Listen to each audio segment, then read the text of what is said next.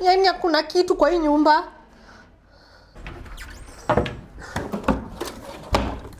Yaani hakuna kitu, mtu hadi kitu ya breakfast hakuna kwa hii nyumba.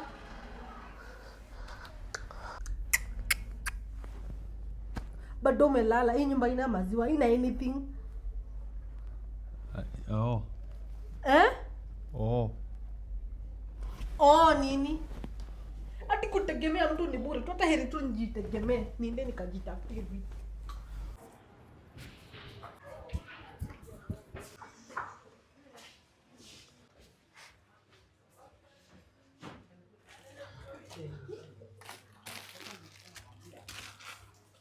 Wapi maziwa? Maziwa iko?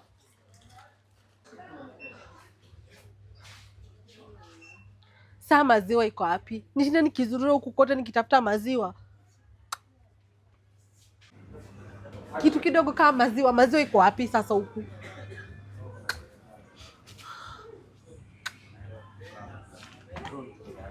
Sasa hiyo nyumba iko na sukari. Nimpikie. Hello. What's up, mama? Kuna sukari kwa hiyo nyumba? Acha niangalie. Yaani bado uko kwa bed. Si ndio mimi nimetoka kukutafuta kitu yetu tunaweza kula, wewe bado uko kwa bed. Acha niangalie.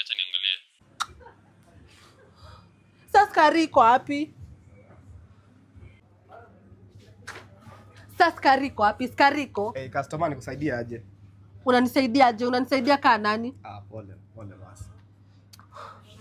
Pole hadi wewe, pole na kutolea tu stress zangu. Ni ile tu siku mbaya hata. Kwani uliamka na mguu ya left?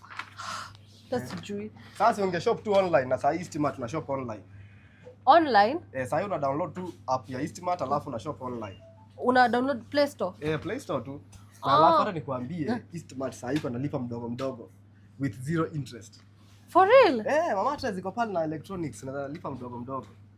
Wallahi? Na sasa the best thing ni Eastmart saa hii wana celebrate 32 years of serving their customers. During this anniversary, ukishop more than 2k, unapata shopping voucher na gift hampers. For real? Una stand a chance. Wacha nianze tu sasa. Aki umenitengenezea siku hadi. Umenitengenezea siku?